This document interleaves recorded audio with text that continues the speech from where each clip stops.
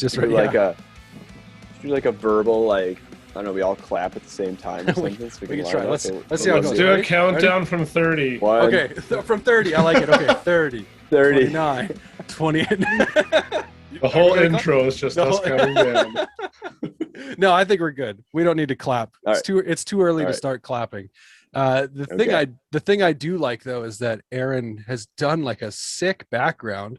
What I like that. Yeah, like what have you done? Is it? I'm trying to chalk? figure. Yeah, is it on your wall or did you make some kind of like Zoom background? No, it's on the wall. So who drew the Lagwagon logo? My wife. Yeah, okay. So you got to get her to do like a band logo each time. That's right. She's committed. Awesome. Did you tell her that this doesn't actually go on YouTube anymore?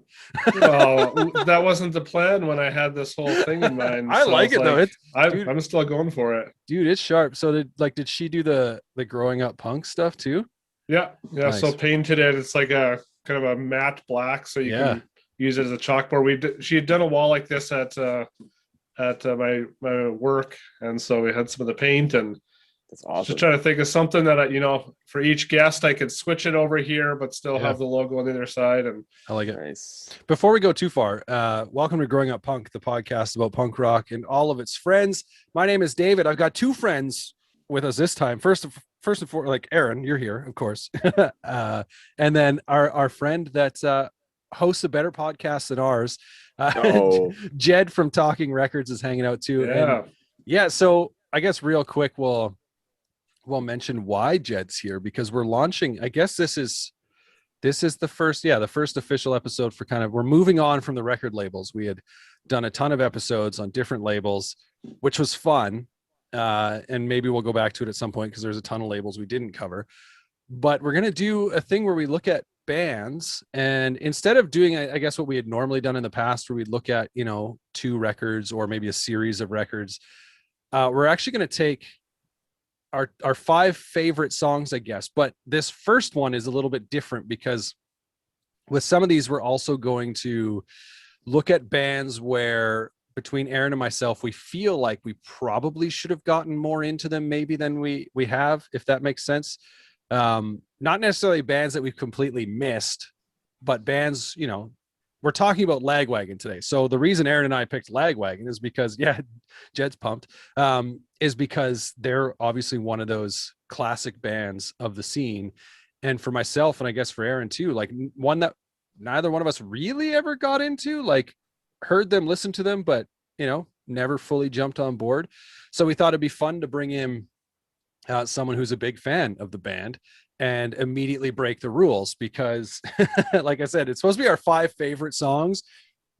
Aaron constructed the list with Jed's help. With Jed's help, but basically by picking, I think it started with like the 5, like their 5 top songs on Spotify or whatever, and then I forget how it grew to 6, but it eventually ended up being 6 songs, and Jed said swap this one out for this one, and so we kind of made some picks, but we're starting and we've immediately broken the rules, which is something we've that's what you got to do. We set the rules so that we can break the rules, so that's just how it works. But I will say I am completely unprepared for this episode.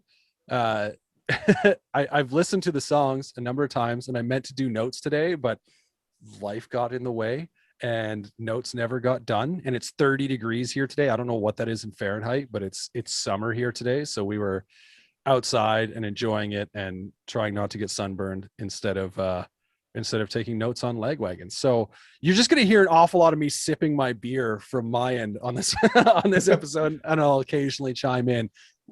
Before we dive in, the rest of us jealous. Yeah, right. Exactly. Before we dive in, I did have one note, so I figured I'd get it out of the way before I forget it. And that's that the song Messengers is the first Lagwagon song I ever heard. I don't know where. It's probably on a mixed CD or something. It's a good song. But, yeah. What album is that off of? Is that off of? Talk about feelings. Yeah. So let's talk about feelings. It's not on our list though, so that's why I got to get it out of the way. So I don't know if Aaron wants to take us in, or do we want to talk about Jed's podcast a little bit? Let him pump. Yeah, Jed, why don't you tell us why you're here? So I guess to compile these songs, part of it was kind of inspired by, there was a Instagram account, I think it was the Skate Punkers one, that had had just asked people for, their favorite Lagwagon songs. So, I mean, there was a whole ton there. And then around the same time, me and David decided we would talk about Lagwagon. And so, like, I'd gone to Spotify, but lots of times the most popular songs, like, lots of them are all on the same album, or it's a cover song or something. So then I was like, oh, I know Jed loves Lagwagon, so I'm going to ask him his favorite songs, which then got into why I was asking him. And he was like, oh, man, you got to have me on the podcast. And so I was like, man, perfect time to. I begged to be on here. I heard you were talking about Lagwagon, and I said, I got to be on your show. I would love to talk about Lagwagon. I got a random text from Aaron. He's like, dude, 5 favorite Lagwagon songs. I'm like, are you kidding me? 5? 5? Yeah. Spent the whole day stressing out. I'm like, 5? All right.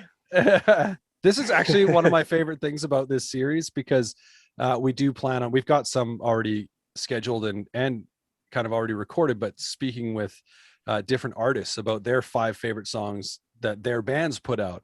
And some of my favorite things are like hearing back from them being like, I honestly don't know, whether it's just like hard to pick 5 songs because, they don't want to pat their own back in any sort of way, or it's just like they love their library so much. Like, I don't know. So there's a lot of like, I've found so far in some of the interviews I've been setting up, I don't know if Aaron can say the same thing, but almost a lot of like guiding along the way, being like, well, why don't you think about it from this way? Or what, and just trying to, maybe you got some great stories you want to share. So, right.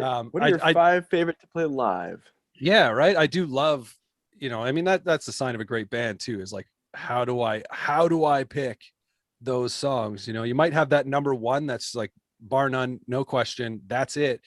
But then, it can be tricky, which is what makes it so much fun, though, right? Absolutely.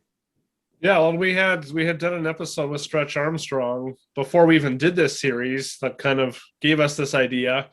But there was just so much cool stuff that came out of those conversations. Because yes, sometimes bands feel awkward about picking their own songs, but at the same time, they know those songs better than anyone, right? They know the stories behind why they were written and what inspired them. And so it just gives it that unique outlook of, what was going on when the song was written. Because we only have it from the perspective of hearing it, maybe when it came out, maybe 10 years after or whatever. And so it's cool kind of getting that backstory into our favorite songs and what really shaped them.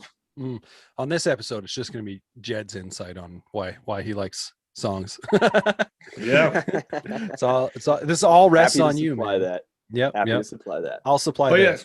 Yeah. And then that's what was cool about having you on, Jed, is, it's one thing for me and David to kind of go back and forth about a band we're not super familiar with, but it's awesome to have a guest to kind of, steer us, clear us, give more insight. Maybe all my facts are wrong, and tune us in. There you go. Yeah. I promise not to correct you or anything obnoxious like that. Oh, go for it. Just actually. Every time. No, that was on the second EP. Yeah. That was on the demo the singer gave me when I took my shirt off at the show. Man. Speaking of, have you ever taken? You ever taken your shirt off at a Lagwagon show, Jed? Yeah. I don't think so. Not yet. No, not yet. Time. There you go. There's still time. Yeah. Well, why don't we start with Jed? Why don't you share with us kind of how you first discovered Lagwagon? Have you seen them live? When was that? What kind of really instilled your love for the band? Sure, and you can totally cut me off if I go too long. I like a lot of people, I discovered Lagwagon on the Survival of the Fattest compilation that Fat Records put out in '96. It had 2 songs on it, Sleep and a song called Layman's Terms. And I remember just getting that comp and just falling in love with those bands. No Use for a Name and High Standard had that great cover of the Mamas and the Papas song at the beginning. And I just was like loving these bands and checking them out and buying their records. And so when I heard that Lagwagon was putting out a new album, I actually had my mom stop on the way home from visiting colleges so I could run into the record store and pick up the new Lagwagon album on the day it came out. And that was Double Plaid. And I just loved that record. The dark tones on it, the dark lyrical matter. It was just, the songs were fast. They didn't really have a lot of choruses. It was hard to tell when one song ended and another one began. They just kind of all, meld together. And it was just a really great record. And I remember loving it. And then I picked up Hoss soon after. I got it for my birthday actually, and just love that record. And I just, Lagwagon, I just really loved their style. I love how they blended punk rock with like metal and a little bit of math rock. Joey's voice has always been one of my favorite voices in punk rock.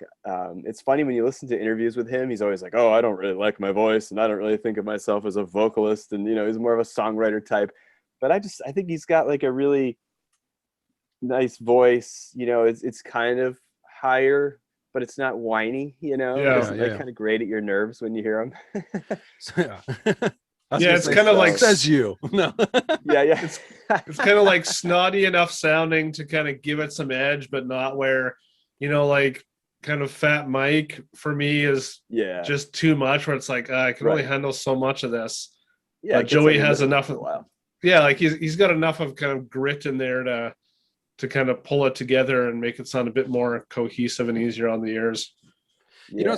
What's funny for me with Lagwagon, and this kind of shows a little bit more where I suppose I was in kind of growing up and listening to punk. I always like the band that I always went to for that kind of similar Lagwagon sound, and maybe Aaron can agree on this one though, was Craig's Brother, because like I was like, dude, it sounds like Lagwagon. And of course, growing up as like a youth group kid who, like if I was buying, like I'd buy some stuff and then there'd be some stuff that I'd like sneak in or whatever. But I think I was always in the frame of mind at that age, where I was like, well, why would I, risk myself with this and having my mom's thrown, she doesn't do this anymore. God bless my mom, but she like when I was like a kid, right? She threw out a couple tapes or CDs or whatever. Oh, no. And I've told a story where she threw out like an Aerosmith cassette, and she heard me talk about it on a podcast once. And so a few weeks later in the mail, I got Aerosmith Get a Grip on CD that she sent to me, and I was like, "That's hilarious." Thanks, Mom. But like as kind of a young teenager, hearing Lagwagon, and maybe I'm sure it was on a compilation or a friend had. A mixed CD that he made or whatever. I just always went, but I can listen to Craig's Brother and not worry about this, like my mom hearing it and throwing it out sort of thing. But not to say Craig's Brother's a Lagwagon knockoff by any means, but I think the comparisons are for sure there. Well, Ted, those guys are big Lagwagon fans. Bad 100%. Lagwagon. Yeah. I mean, you can hear it all over Homecoming. Yeah. But yeah, Lagwagon is a band that then, kind of as time went on, how it happens when you get older, you just kind of stick to more of the stuff that you grew up on, especially if it's like, there's one thing to discover new bands. I absolutely love discovering new bands, but then to go back and discover or rediscover or try to get into a band that you've been familiar with and known forever, but just never really listened to. I don't know what it is, because there's no like, oh, I was missing out on this, sort of thing. Mm-hmm. Had I never heard Lagwagon before and then put it on, say, in preparation for this podcast, then maybe it's like, dang, like, how did I miss this the whole time? But it was always just a band that was kind of there, and knew them as soon as they came on, had friends that loved them, especially like the artwork for Double Platinum. And then Let's Talk About Feelings. Like they're just like ingrained in my mind. But yeah, they were just, for whatever reason, a band that I never really got into. They were here a few years ago now, and I had some friends that were super pumped to go see them, and I've never seen them live, and I didn't go. It's one of those things where I do regret. I'm like, I should have, just to go, right? Like, I mean, knowing who they are. A good live show. Yeah, and that's the thing. Like, there's obviously part of going to see a band where you're like, I just want to go and see them play my favorite song so I can sing along. And when that's not a factor for, what you're going to hear, it's kind of like, I guess I could save that $30 for something else, right? But it is one that when we didn't get tickets, and I had friends talking about how good the show was, it's like, should have got a ticket. And then COVID happens, and it's like, I really should have got a ticket. Like, now you're like, I should have went to every concert I ever turned down. Here we are. Never make that mistake again. Right? You never know when a pandemic will hit. I missed that show too, but I had a buddy go and he got me a shirt, which shrunk really quickly. So I ended up giving it away because it didn't fit anymore. But yeah, still bummed I missed that. Yeah, lots of same thoughts as David. Like when I first heard them on, I think it was Life in the Fat Lane. So I think that was on the Talk About Feelings album. Yeah, And May 16th was on that comp. Yeah. Yeah. I mean, I love that song. I got that album after, but yeah, I don't even, I've been thinking about this lots as I've been listening through the albums the last few weeks. It's kind of like, I don't know why I didn't get more into this band. I guess they're just one of those bands that, for whatever reason, just didn't pull me in. And even as I was listening to them, like even with those thoughts, it was still kind of like, okay, I can kind of see, like, I still don't absolutely love it. I'm not like head over heels over it. And it's interesting you said they're not big on choruses, which maybe for me is a part of why it doesn't kind of draw me in as much, because I mean, I love choruses. It's pretty typical of pop punk, not as much skate punk, but still some of that, just to have kind of those hooks. And like, there's definitely songs that have some of those in Lagwagon, but they don't come across as a band that's like trying to pull you in with a hook. It's more, the lyrics or the album as a whole, or the kind of overarching content. And so it's I kind of feel like an idiot that I don't like them more or know them more. But it's hey, you like what you like, man. But the other thing is like you're saying, sometimes it's just being hooked into a certain scene. I mean, there's all kinds of different genres of punk, and there's all kinds of different like areas that people cluster around, like the pop punk and the the Ramones core and the fat punk and the skate punk. It's like you have all these different things, and it's impossible to hear all of it. So you kind of like you clue into something you really like, and you kind of work your way out from there. And sometimes you just don't end up connecting with certain bands. I think that's pretty normal. Totally. Yeah. And there's just so many bands over the history of time, right? So many bands. So many bands. So should we dive into the first song? Or okay. Let's get it. The first song we're going to talk about now. I believe this one just came from like the Spotify list, but we're going to talk about the song Violins. Great song. Yeah. So Aaron, you've got all the information. It comes off the album Haas, right? Yeah, so this is their third album, released on November 21st, 95 on Fat Records. It was produced by Ryan Green, who produced a ton of albums on that label and in that scene. And so that's no surprise that they worked with him. Violins is the second track on the album. I just have to mention the art. So one thing about Lagwagon is I always loved their artwork, because it just had that classic kind of punk look to it.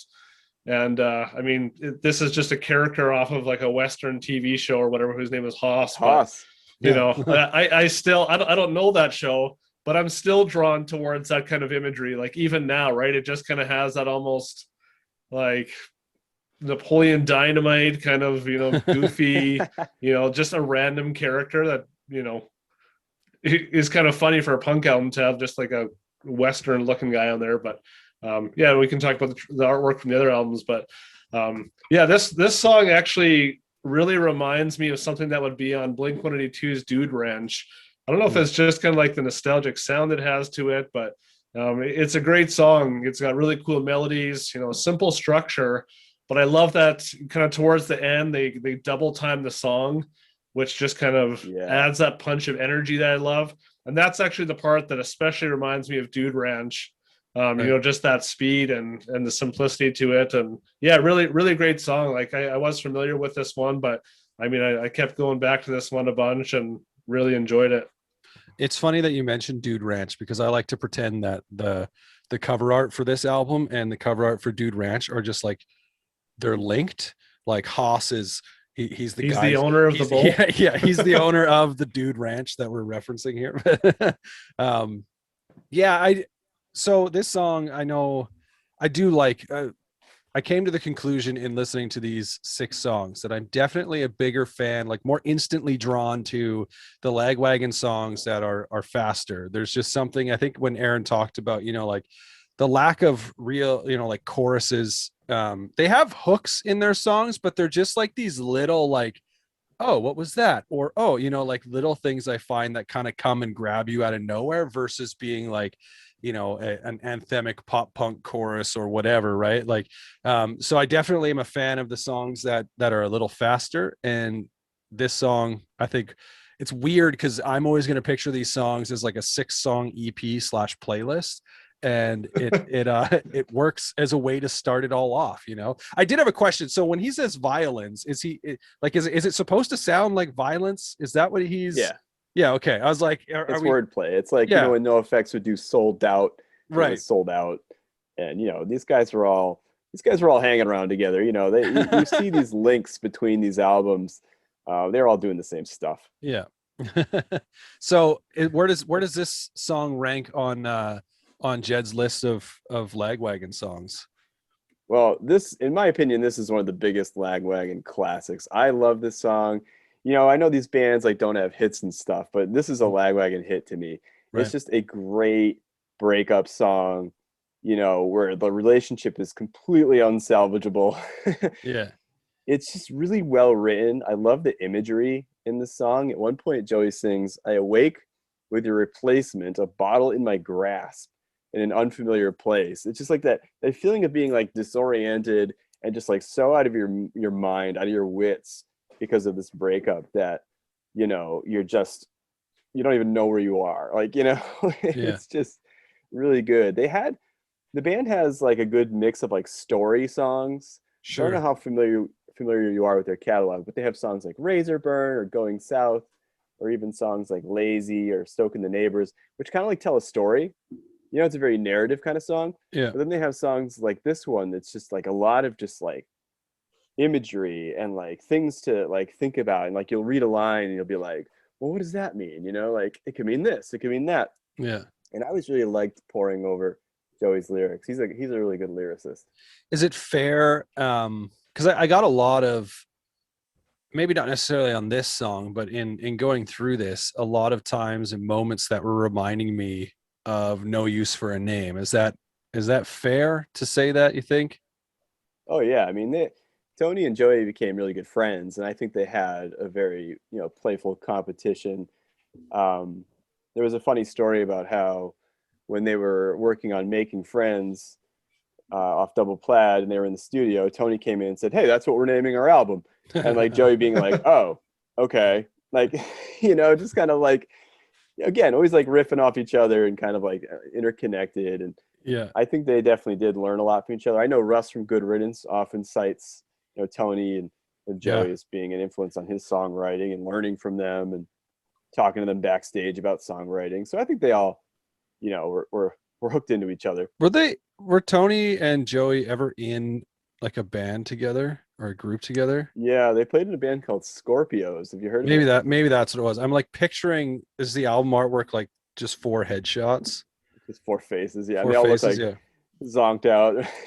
Yeah, I was saying, I think I'm picturing it. And so when I brought it up, I was like, oh wait, yeah, I mean that does make sense if they were. But anyway, oh yeah, there it is. I found it. Yeah.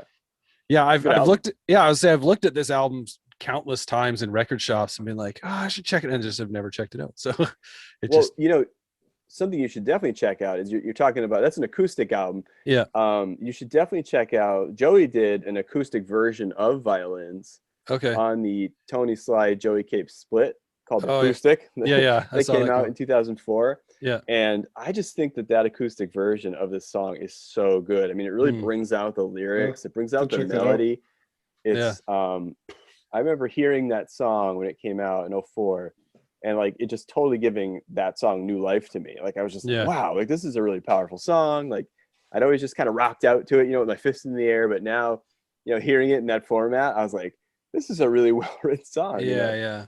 The one thing I will say from past experience, I'm trying to think in the times I have gone through like full Lagwagon albums, the thing I could never really get behind with No Use for a Name is it felt like oftentimes they would just have one song in the middle of the record that would be like, what is this doing here?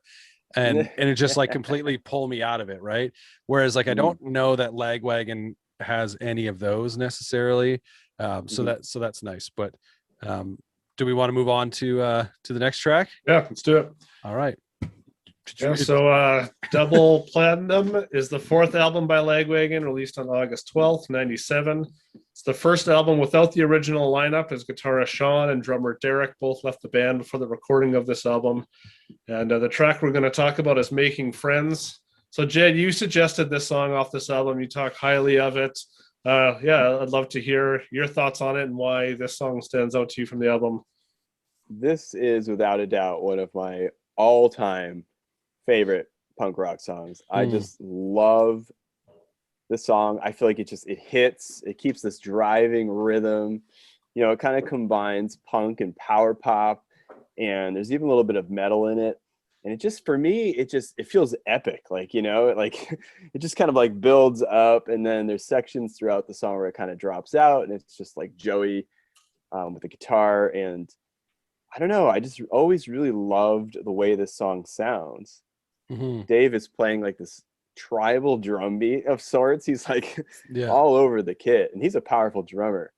And it's just a great song. You've asked me if I've seen Lagwagon live, and I have. I've seen them a number of times, and they've played this song every time I've seen them, except for when I saw them play I saw them play the Trashed album playthrough, and at the end they played a few other songs. But every show I've seen them do, they've done Making Friends, and it just sounds so powerful.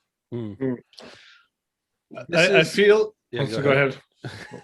This is a song where I said a few minutes ago about how just like little hooks here and there that kind of draw you in. Mhm. So you talked about the instrumentation, like kind of really cutting back for when Joey sings "It's So Small" that first time, Yeah. and then brings it back later, and then like the making friends bit where he's got like the effect on his voice or whatever. There's just like little things that really kind of pull you in. And it's funny because when I first heard this song, this was one that I actually had trouble kind of getting into because, as I mentioned with the last one, I'm more drawn to like the faster songs, right? And this, Mhm. like specifically with Lagwagon, not necessarily that's the case for other bands, but with Lagwagon is the faster songs. And this one, it's, you know, kind of more of a mid-tempo song, and without like a big chorus sort of thing. I was just kind of like, what are we doing here? But it's also a song that forced me to kind of look more at the lyrics and try and figure out, you know, what is he singing about? Like I love the line towards the end where he says, I graduate this class with honors and I will never fail Yeah. drama. Like that's pretty good. The vibe that I got from it, and I don't know if this is true or not, but it really felt like a song that, you know, because of the graduating bit there, like felt like a song written by or about someone, you know, like in high school, last day of high school sort of thing. Like, does life really change when high school's over? Because that's always what, you know, when kids are having tough times, it's always like, well, you know, high school's only a few years and then life is different when you get out, sort of thing. Right. And just like that look of, you know, maybe someone who has got someone who's picked on them or whatever. It just feels like, you know, like the bullied, you know, the Yeah. kid who's been bullied, who's just saying like, you know what, I got one more day and then it's, you know, I'm out of here, sort of deal, right? Like I don't have to put up with you anymore. And I don't know if that's what it's about, but that's just kind of, there's some of the imagery in there that's sort of what I pulled from it. And then I was kind of able to, you talked about like narrative songs and like seeing stories a little bit more. And I was like, Yeah. yeah, he's he's, and I said this about Joey, about Tony Sly too in the past, was actually the thing I appreciate about their songs not having these big choruses is that it really forces you a lot of times to look more at the lyrics. And, you know, the song structure might not pull me in necessarily right away, but then it's kind of going, okay, people love this band. Why? You know, and a lot of times for me, it boils down to what are they writing about? How are they presenting those lyrics? And I think it's pretty awesome stuff. But I cut you off, Aaron. So go ahead. Oh, oh, I was like this for being the second track on an album. I found this song to like be a little kind of slow and draggy, like to kind of start the album. I know like this is gonna break your heart, but The this is song gets me amped up. No, Yeah. it's good to hear. Like I think it's really fascinating because for me, like, and I'll let you know, I don't mean to cut you off, but this song No, gets me like it's totally amped up. Like I'm like, yeah, I'm like boxing in play, I'm like boxing in place. Like as this song. Go ahead. yeah, and maybe that's because I'm only really getting into these last few weeks. So it's I don't have the same connection to it, some of the other songs on this list. But what I did like about it is that this kind of cool dark vibe that it has to it. Like it definitely makes it stand out. I would have thought a song this would have been a bit further down on the track list, or compared to some of their other albums. But again, like I don't know, maybe like you had mentioned, this album kind of has darker undertones kind of throughout, and so that could be very well the case. And so in that regards, and maybe it's perfect as track 2. Is the production on this song pretty consistent with the rest of Double Platinum? Yeah. Because I did find like that was, I think, one thing that I found really hard to kind of, and I think you alluded to it a little bit, but in the sense that were drawn in by it, but just the guitar tones on this song for me were like really muddy. And, whereas again, like when we talk about skate punk bands, pop punk bands, whatever, it's like a lot of times it's really bright, right? Like that production is bright and tight. And this song specifically, it kind of really stands out as almost the opposite of that, right? Like the guitar tones are dirty, pretty muddy. grudgy. Yeah. And then like the tempo and the pace of the song, I think really kind of like leans into that. Not saying it's some like super like grindcore song that's just like really slowing down and getting sludgy and it's like, it's not doing that. It's like, but it just, you really kind of like you bathe in the mud a little bit.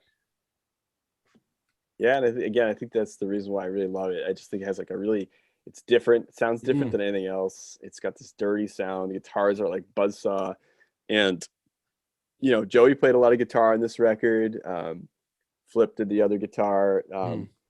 They had Ken Stringfellow from the Posies come in and do a little bit of guitar work, but he mostly joined the band for their tour after the album came out. Yeah. And I don't know, it's just, to me, it's a really unique record. It is definitely very dark. Joey was going through a really terrible breakup at the time. Right. And all the songs he wrote like in a hotel room, and they're all just like really, really sad, really depressing songs. So I love it so much. I don't know. I always love it. I do really love, though, now that you bring it up, this is something I did want to mention, even though I didn't take notes, but the guitar work on this song, like when that kind of like one lead riff sort of like swells in after, what does he say? I can't remember what the line is, but it's after it cuts out. And and I think it's right after he says, "And I would love to show you all." Like, I don't know. Yeah. I don't know what you refer to that part of the song is. Where it first cuts out, it's so small, and I would love to show you all. Which, if this was a Blink-182 song, he'd be singing about his dick for sure. But the guitar, the lead guitar line doesn't just like start. It kind of almost fades or swells in. It's this kind of unique thing. And then he brings a little part back later that I think is pretty awesome too. All in all, it's a song that definitely, over the time of like listening to these songs, and I'd heard it before because Double Platinum and Let's Talk About Feelings are the two albums that, if I'm listening to Lagwagon, that I've gone back to. And but out of this list, like that song definitely, I think, grew on me the absolute most. Like going from I don't get this song to going, I can actually really appreciate this song, and it's it's nice. Stuck in my head right now. So that's so good stuff. But let's move on. We're going to talk. Hold on, I got one more. Sorry. Yes, go. The song ends with a nod to the Shirelles. "Will you still love me tomorrow?" And Joey sings, "Will you still hate me tomorrow?" And I always like that. I always thought that was kind of That's fair. Oh, all right. That's fair. So we're going to talk about some songs off Let's Talk About Feelings. So lay it on us, Aaron. Yeah, the fifth album came out November 24th, 1998. Singer Joey Cape has stated that this is his favorite Lagwagon album. The front cover, painted by Mark DeSalvo, is just a classic punk piece of art. I mean, that guy's done artwork for NoFX and I mean tons of bands from that era. And I was just checking out his Instagram page this week and just like, oh man, like so much. Oh, Jed's got it's hard to see. He's got some painting on his wall. Dark. I got the No Use for Name Making Friends print on the wall. Nice. Yeah, I mean, I always love just seeing who's behind so many of these classic pieces of artwork. We've had a few different artists on the podcast, and I love that part of music because it is such a big part of especially punk music is the artwork that goes with it, right? That so many of our favorite albums, that sticks in our minds of first seeing that album art and it catching our eye. And so I just wanted to give Mark a shout out because it's an awesome painting or an awesome piece of art for that. Rolling Stone has named this album as the 42nd greatest pop punk album. I just thought that was kind of a random number, but I like it. I wouldn't even. I wouldn't really say number one. Number Yeah, one. sorry. 42nd/1. Well, you know what? I wouldn't even classify this album as pop punk, so that's interesting. No, I wouldn't either. You know, it's almost better than It's that. poppy. Like, I mean, there's pop elements, but I don't consider this a pop punk album. I mean, what? Because it has a pastel cover, it's pop punk. I mean, I don't know. yeah, and I mean it's pretty far down the list, so it's probably like, okay, we've got 8 more albums to make the top 50. Let's kind of pick some that people will know. But Rolling so, Stone. I'd say Rolling Stone was like, man, a lot of people talk about this record, but there's not a whole lot of big catchy choruses on it. So 42, because it gets talked about a lot. But what was number one? Did you look? Did it say? No, I'm sure we've all seen this list. Now I'm just curious, though. It's probably either Blink-182, Enema of the State. That's usually number one on most of those lists, or Green Day, Dookie. Do we want to take any bets? Green Day, Dookie, or? I'm gonna say it's Enema of the State. Enema of the State. I think your first guess is going to be better. Hopefully, this isn't like one of those websites. I'm going to go with Milo Goes to College. Oh, you're going out there. Let's see. Stone Just let me scroll to the bottom. That. Come on. Don't make me click through pages. Come on. Of course, ads for days. Well, they've probably done multiple lists too. So this is the list from 2017. Yeah, I don't know if this is the right one, but this is Green Day. Dookie is number one. Okay. Yeah, and then I'm curious what number two is. Blink-182, Enema of the State. Yeah. Number three is the Ramones, Rocket to Russia. Oh, Milo Goes to College is number four though. Oh, so you're okay. close. I was close. Yeah, they're not. Oh, they are numbered. I was gonna say I want to see if this is the right one. You said 42, right? We're just like, Milo Goes to College is number one. That's fair. We're just wasting time right now.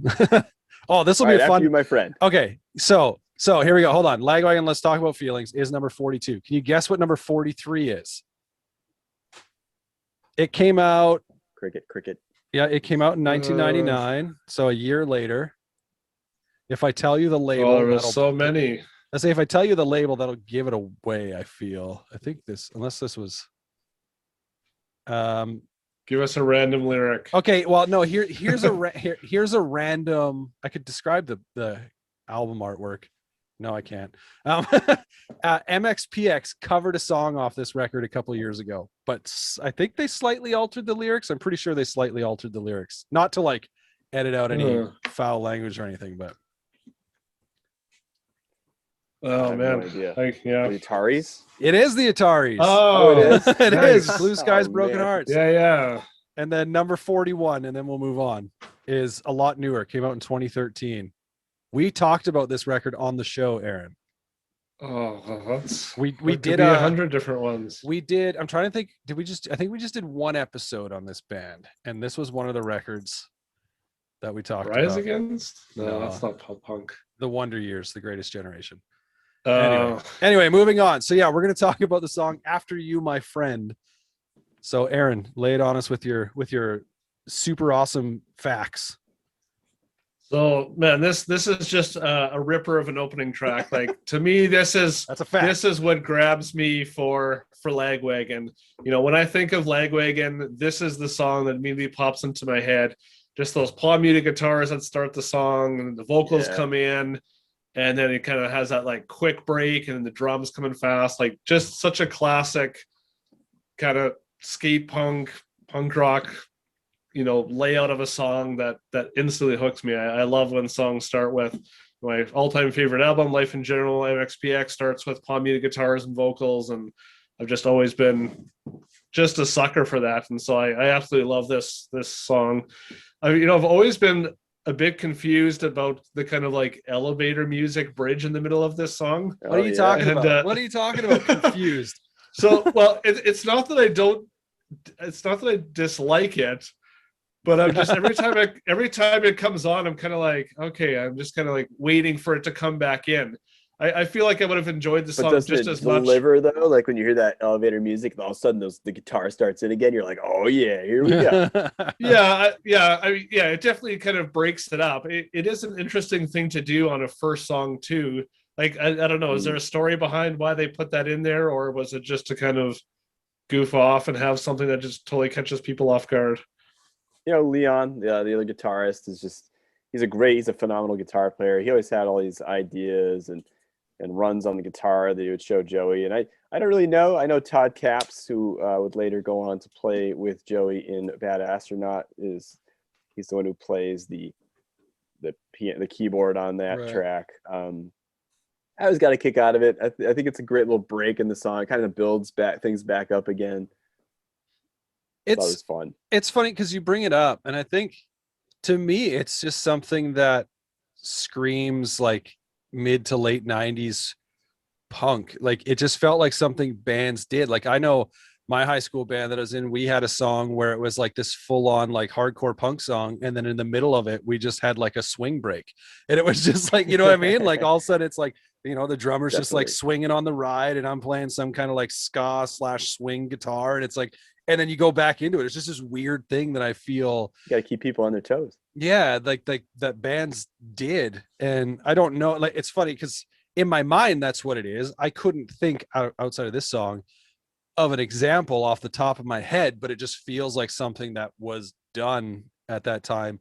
And also I feel like there is this like weird pseudo movement of like lounge music that kind of crept in the 90s, where it was like, it felt like something, it was just like lounge acts that would cover songs, and they would, you know, cover alternative rock songs or whatever, but they do them all I like do remember lounge. some of that. Yeah. And so it just feels like it's fitting in with that a little bit, and just for fun. Like I think my only real sort of like complaint with it is like, you talk about the guitars coming back in. I wish it, like, instead of just kind of coming back in with the intro or whatever, that it like kind of just like came straight in. Like when it came, it was just like full band, because I think he kind of palm mutes for, you know, like a bar or whatever, like din, din, din, din, like whatever that opening riff is, and then it comes in. I just kind of wish it was just like bang, like they hit you, drums are going, everyone's going, singing right away, like to make it more. But it comes like, in a little differently than it does in the intro. Right. It kind of like has that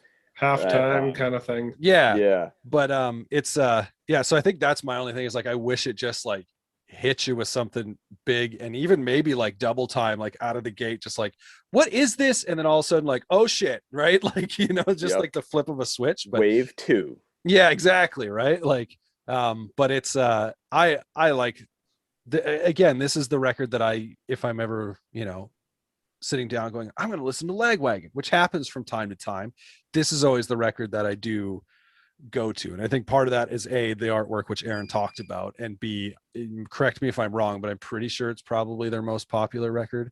Like I feel like this is the one that, I don't know if any other of their records made Rolling Stone top 50 pop punk albums, you know, like this one feels like sort of the one. And like the production cleans up a little bit for me. Those guitars are a little brighter. Like it all sounds a little like, here we go, you know, sort of thing. But so yeah, I can feel with that.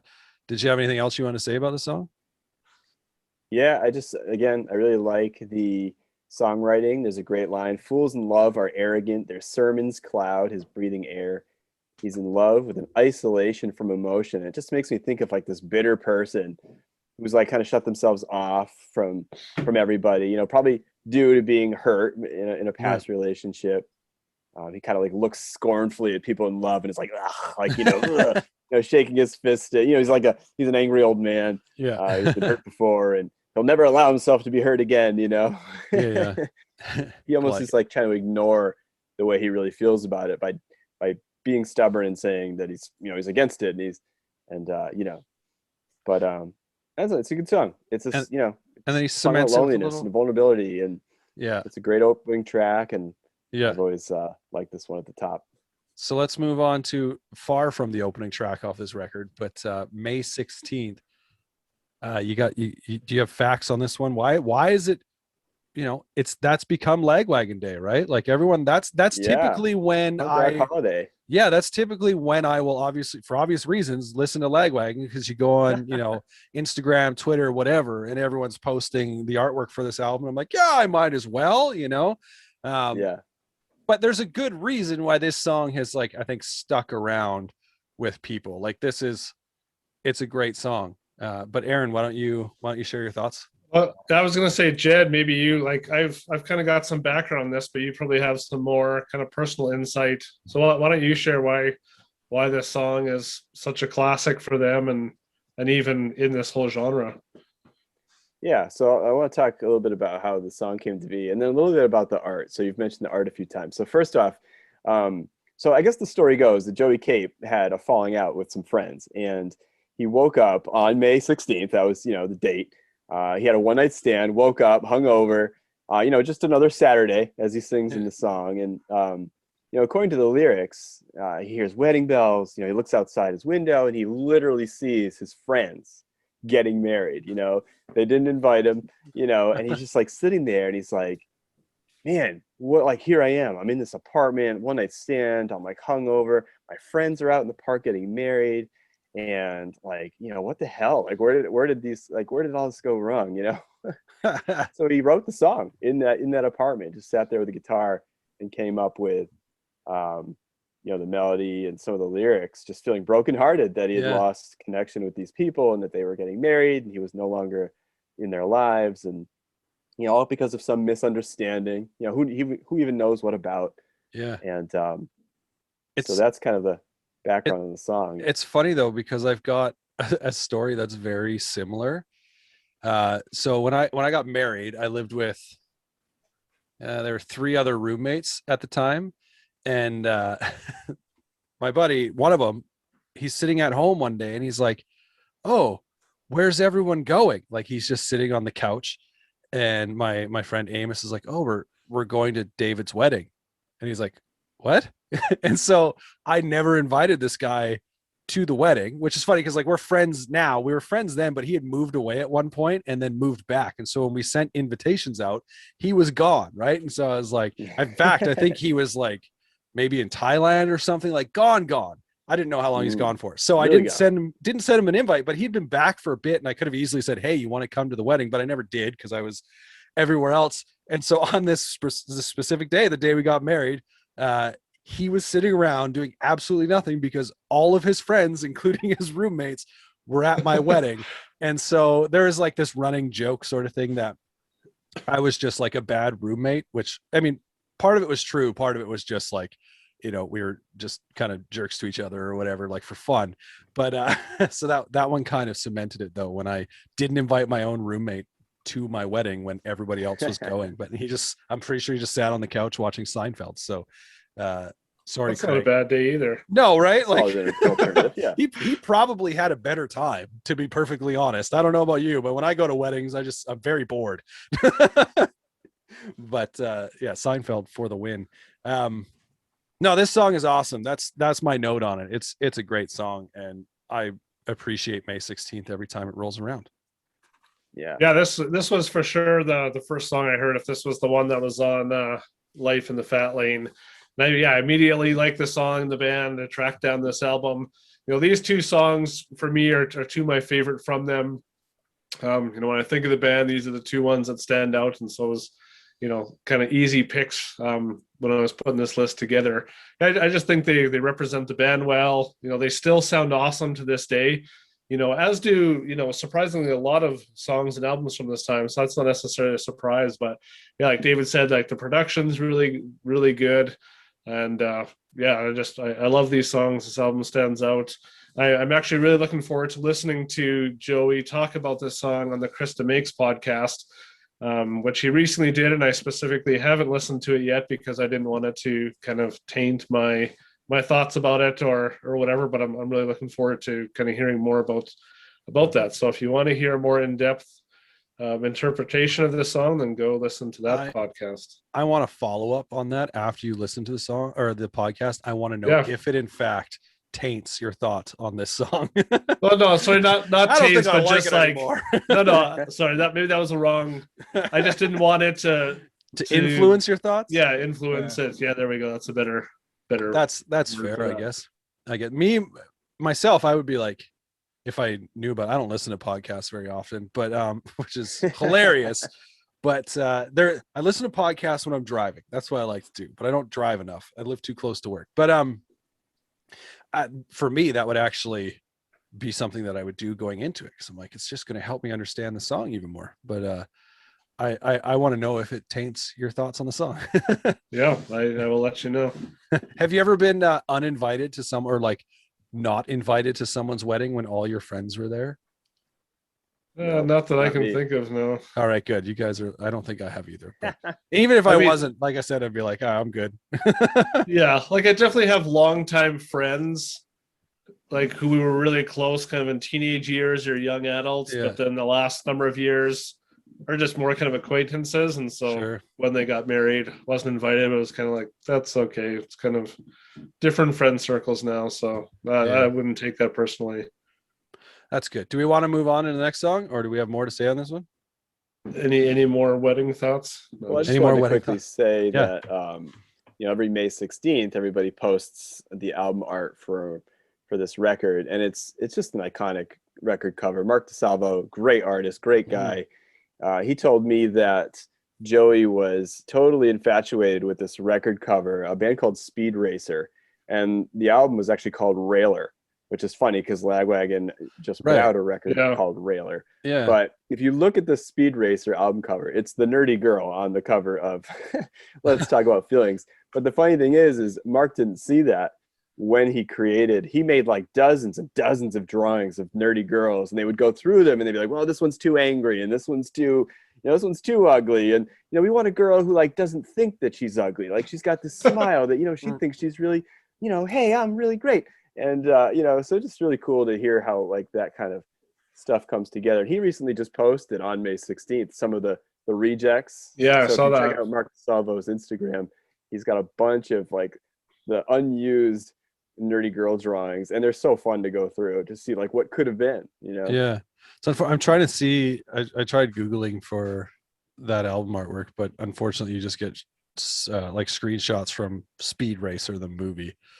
If you look on Discogs, you can. Oh you can yeah, I find guess it. that would work. Because Well, you look that up and we'll move on to the next Oh, album. I found it. Wow. Oh, okay. Well, Okay. too quick. That's cool. Anyway, yes, let's move on to the next record.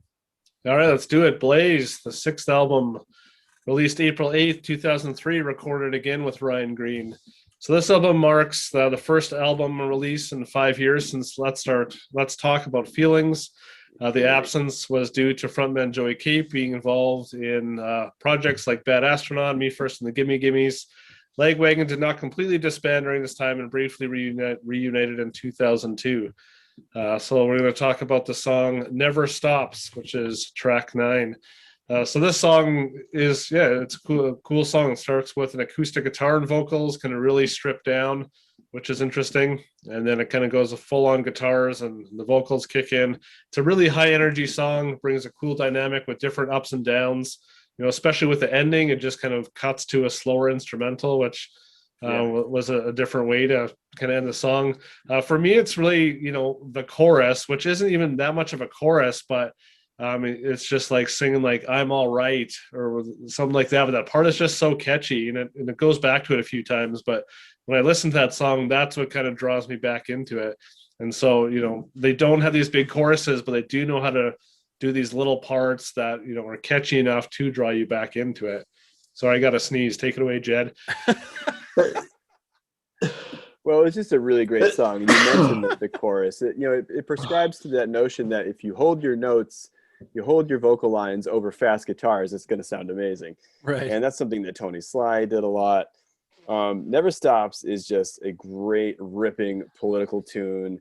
I love it. It seems like it's a response to the growing number of people at the time. So when this was written, not long after the attacks on the World Trade Center and the Pentagon, you had all these people in the United States who were confusing patriotism with nationalism.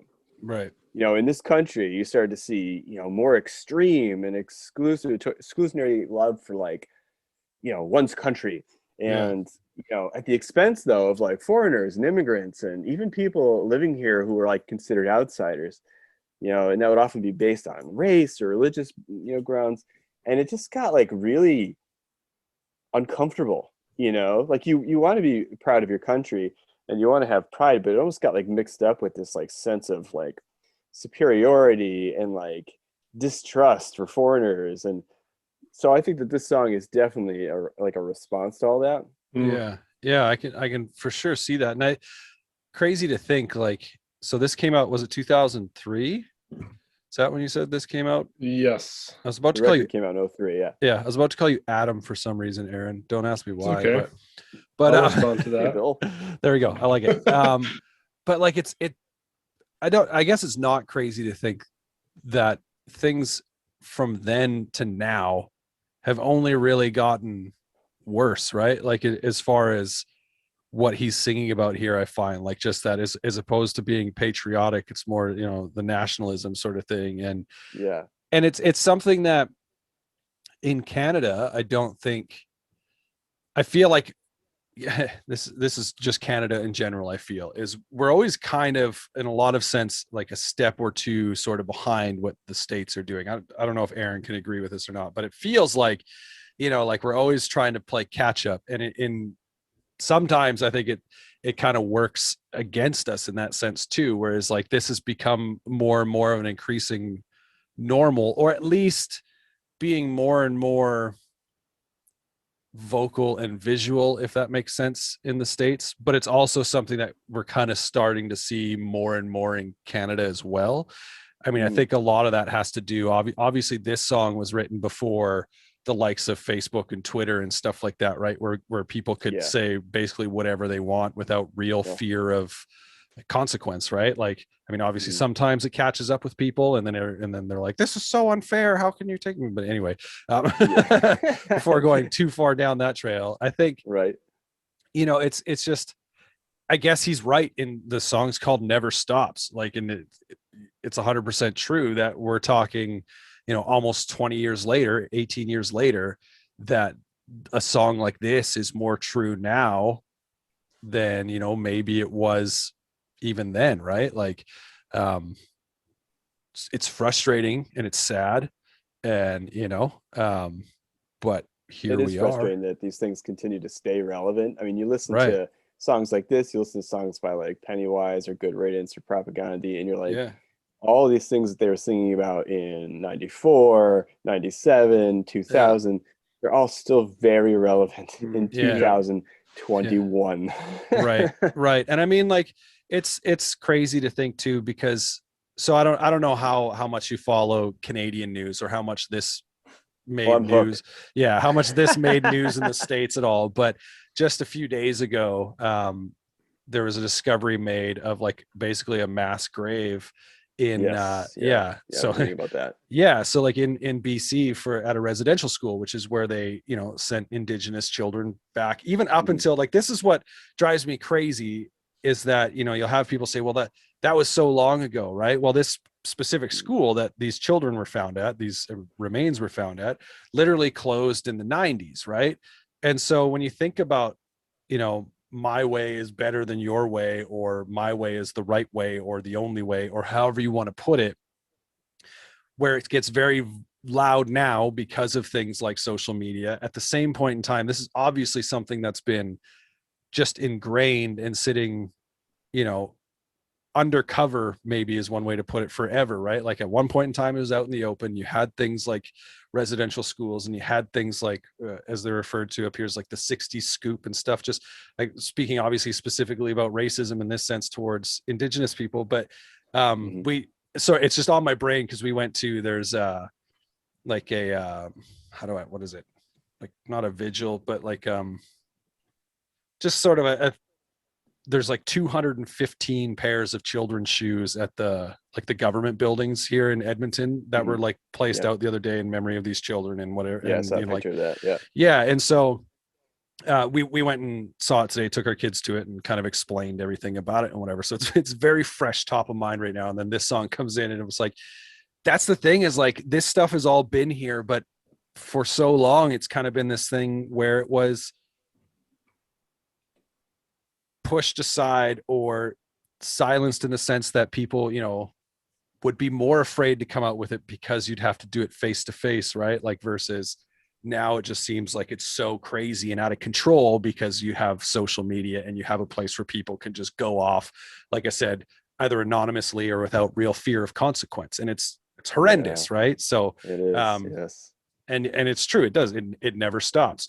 So but not to get too heavy on it, because this song is a great song at this, is as far as even just listening to it and going like, yeah, man, I could get into this song. I could jam this song. I love the kind of like mellow acoustic sort of intro, right?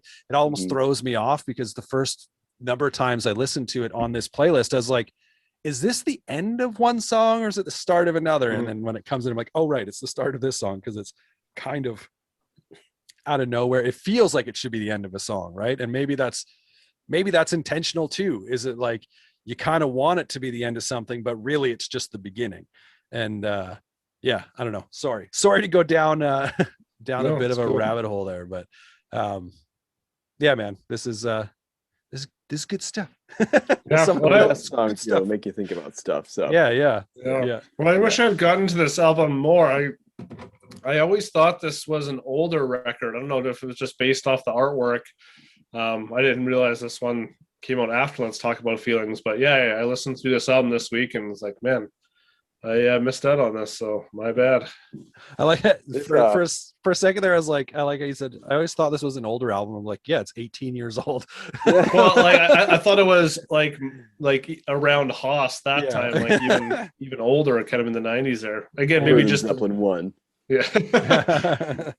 Well, this record for me is always good. I'll always remember this one, Blaze, as being the one CD that we had in the CD player. Driving back, we were on tour, my band, Craig, who often joins me on the podcast. We drove home from Chicago in one night, and Blaze was in the CD player, and everyone was like too grumpy, too tired, too mad at each other. We just let the CD play for almost the entire drive home. It was just Blaze on repeat all the way home. That's great. We must have played through like 9, 10, 12 times. Yeah. That's awesome. Oh, man. All right, want to move on to the next one, Aaron? Yeah, so our final one is off the album Hang, which is their 8th studio album, released October 28, 2014. It's their first in 9 years, following 2005's Resolve, and their first to feature current bassist Joe, who replaced their former Jesse. This album was recorded by Bill Stevenson, so they switched it up a bit, and I think they had worked with him on some other albums as well. So the song is called The Cog in the Machine, which is track 4 on the album. And this song definitely caught me off guard. So this is one of the songs that is in their top 5 songs, I think, on Spotify. So it must be a popular song. I didn't really, Jed, you've alluded to some of their influences of metal, which I didn't really hear on, these other songs, or even in their other albums. I wouldn't have really picked up on that, but definitely heard it on this song. And it kind of caught me off guard, but it kind of immediately hooks me in. I mean, I love metal music. I like some kind of cheesy metal too. Not that this is that, but just between the vocals and that guitar riff, it kind of has almost that kind of like glam rock feel to it.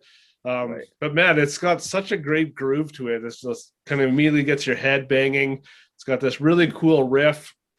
It actually really reminds me of Propagandy, just in that kind of grittier riff, but still lots of melody in the guitar and the vocals, and just a really cool like driving force behind the song the whole time. And I kept going back to this one over and over, and I listened through this album this week because it was one I remember checking out when it came out, but again, it didn't stand out enough, I guess, to go back to right away. But this song made me want to go back and listen to it. I definitely I was trying to think through the whole episode here. I was like, there's one song where there's a riff that I could just remember when it came on going like, oh yeah, like I can get it, like this is sweet, and like definitely more of this. Yeah, more of this. Definitely separated it from the rest of our selection of songs that we had. Is this a direction that they kind of like, is this kind of more a specific song, or some songs here and there that do this, or is it kind of a directional shift that they made to be a little more riffy, I guess? when Lagwagon started out, they were called Section 8, and they were definitely a very metal influenced band. If you check out some of the B-sides for their album Duh and their second album Trash, like they put out expanded versions, and I think you can find them on Spotify. But if you scroll all the way down to some of those B-sides, holy metal, Batman. There's like, riffs and like two solos in a song. And when they signed to Fat, actually, Joey was worried that Mike was going to think that they were too metally. Right. So, I think they got more into like the punk stuff, but you can always kind of hear like their influences. But I mean, the band they're influenced by everything from metal to the Beatles to the Carpenters. I mean, Right. to, the Descendants. I mean, they were influenced by a lot of different bands, but it kind of, it went away a little bit. Resolve was a great record. And then they put out an EP called, like, I think my older brother still listens to Lagwagon, Mhm. which those were all Joey Cape solo songs that the band just recorded. And I love those songs, but to me, that EP sounded really flat. It was kind of lifeless. Again, I liked the songs, but there just was something about it. And so when this album came out, actually I heard Cog in the Machine first somehow. I don't know if it was like, if they played it, like if they posted it or something, or if they played a video and posted it on their website. I remember hearing this and being like, oh, okay, like as it's playing, being like, all right, I'm into this. It had life, it had a little grit to it, and you could tell that they were kind of maybe having a little bit more fun again, and like, kind of leaning on some of those influences a little bit. Right and on. Yeah, this is just a freaking ripper. I love this song. It sounds so good when it's building up with that guitar line. Yeah. Yeah. Is there a Lagwagon song you don't like? I don't think so. No, there's some that you're I less. couldn't name one. Yeah, that's fair. That's Yeah, fair. I mean, there's songs I like better than other songs, but Yeah, I don't think there's a song in their catalog that I'll skip. that's awesome. Yeah, I'm a fan. Yeah, that's awesome. Do we have anything else to say? Looking at you, Aaron. More Lagwagon. More. I had a lyric Lagwagon. here. I had a Yeah, lyric. yeah. I like the he thought he had to save the world. He only had to stop destroying it. He only had to stop waving his rights, supporting the stream of trickle down lies, the cog in the machine. So it's definitely just a song about going up against something bigger, like going against the Goliath. Yeah. And he actually mentions David and Goliath in the song. And so, again, it's a politically leaning song, just about kind of like, stepping outside of the status quo and going up against the big systems, whether it be like a corporation or whether it be anything. I mean, so it's definitely a song to get you fired up. That's awesome. Yeah, so final verdict, Aaron. Lagwagon, yay or nay? Oh, definitely yay. Yagwagon. Yeah. and that's why I like doing these ones, because I knew I would like it. Like, I never didn't listen to it because I didn't think I would like it. It was just, there was always something else to listen to, and so I never really went to it. So I like having these excuses where it's like, all right, for the next 2 weeks I'm going through this playlist 5-10 times, and then because of that, it was like, okay, I want to hear more of this song or this album, so I'm going through 2-3 of the albums, and it definitely reignited, like, okay, this is a band I'm going to go back to more. And even if I don't anytime soon, I thoroughly enjoyed my time with them this last few weeks.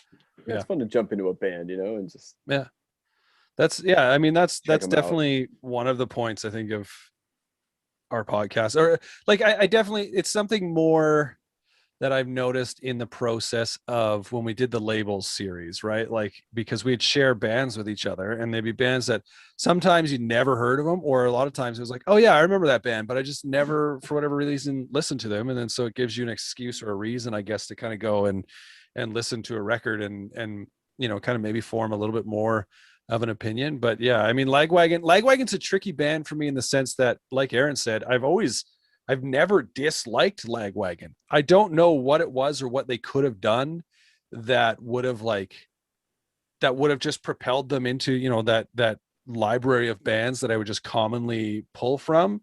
I don't know if it's because I don't know how old you are, Jed, but like I just kind of gathered from when you were talking about when you first got double platinum that I think you're probably a couple years older than me. And so like, I don't know if that was like part of it too, is that by the time I was really getting into punk, like they had kind of been around for a few records at that point. And, the older, like, guys in the scene, like they were into Lagwagon, but like I was, maybe by that point more into like the straight up pop punk side of things or whatever. Right. Like, they were just too mature for me. They were lyrically too mature. They were running naked in their music videos. Yeah, right. Yeah. So that's sometimes you get into a lane and you kind of just you stay in your lane and you.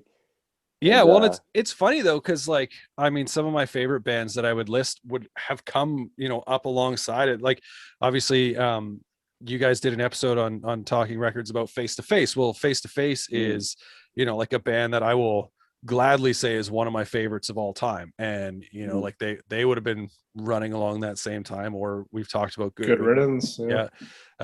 And Propaganda was mentioned earlier. Like some of these bands that were like definitely straight up running mates with Lagwagon that I loved. And maybe it was just that those were the bands that I chose. And then Lagwagon was there as well. Right. But yeah, anyway, I think that'll probably wrap it up. So before we go, did you want to share where people can find you and your show? Like, what's your address? Yeah, specifically your address, not a post like a PO box or anything, but actually to get to your front door. Yeah, we'll definitely check out talkingrecordspodcast.com. That's our website. We've got all our episodes on the website. We've got links to like merch. You can pick yourself up a Talking Records t-shirt, which is very stylish. We're on Instagram, Talking Records Podcast. We are on all the socials. You can find us on Facebook. We're on YouTube. We post teasers on YouTube and stuff like that. Yeah. And so, yeah, check out Talking Records Podcast, album deep dives, talking with friends about records we grew up on, records we love. Sometimes we're lucky enough to get people who made those records to come hang out with us and chat about the making of the records. It's like, like we're trying to do better than Wikipedia, Yeah.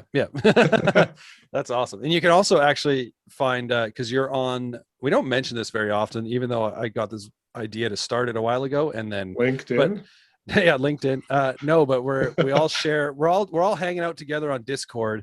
We do have our Discord. So if you want to go, we've got the link on our website, growingpunkpod.com, or you can hit Jed up or hit us up at Growing Punk Pod on Instagram and Twitter, and just ask for an invite link. We're seriously not picky.